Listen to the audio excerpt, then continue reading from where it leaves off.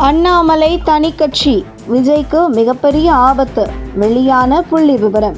பாஜக முன்னாள் மாநில தலைவர் அண்ணாமலை தனியாக கட்சி தொடங்கினால் யாருக்கு பாதிப்பு என ஆய்வு செய்த ரிப்போர்ட் முதல்வர் விஜயை ஷாக் அடைய செய்துள்ளது. குறிப்பாக விஜய்க்கு எப்படி இவ்வளவு பெரிய வாக்கு வங்கி கிடைத்தது, இதன் பின்னணி காரணம் என்ன என்பது குறித்து 2 திராவிட கட்சிகள் மட்டுமில்லை, தேசிய கட்சியான பாஜகவும் ஆய்வு செய்து ஆடிப்போய் இருப்பதாக தகவல் வெளியாகியுள்ளது. 1971 எம்ஜிஆர் திமுகவில் இருந்து விலகிய காலம் தொட்டு தமிழகத்தில் திமுகவை சுற்றித்தான் அரசியல் இருந்து வந்துள்ளது.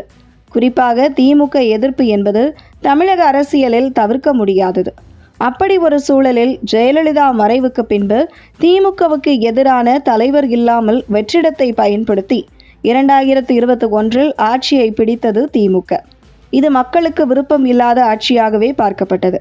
இப்படியான ஒரு சூழலில் திமுகவுக்கு எதிரான ஒரு இடத்தை நிரப்பும் வகையில் அண்ணாமலை அரசியலில் என்ட்ரி கொடுக்கிறார். திமுகவுக்கு எதிராக தன்னுடைய அரசியலை தீவிரப்படுத்துகிறார். திமுக எதிர்ப்பு வாக்குகளை தன் பக்கம் இழுக்கிறார்.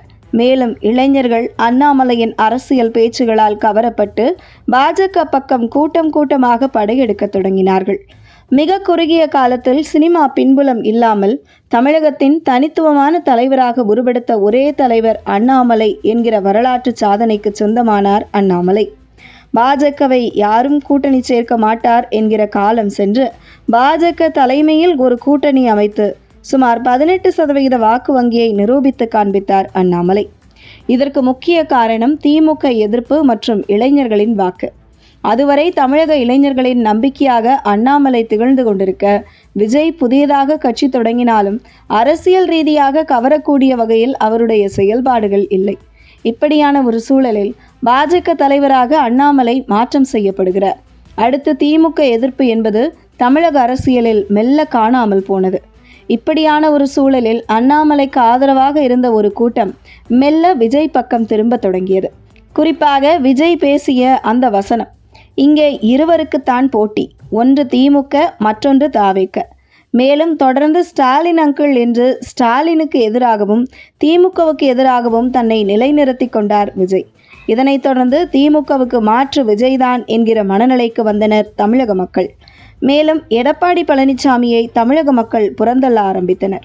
இதன் வெளிப்பாடு நடந்து முடிந்த சட்டசபை தேர்தலில் விஜய் என்கிற ஒற்றை மனிதன் பக்கம் மாற்றத்தை நோக்கி மக்கள் திரும்பினார்கள். குறிப்பாக இளைஞர்கள் நம்பிக்கையையும் விஜய் பக்கமே இருந்தது. சுமார் 108 தொகுதிகளில் வெற்றி பெற்று கூட்டணி ஆட்சியை நடத்தி வருகிறார் விஜய்.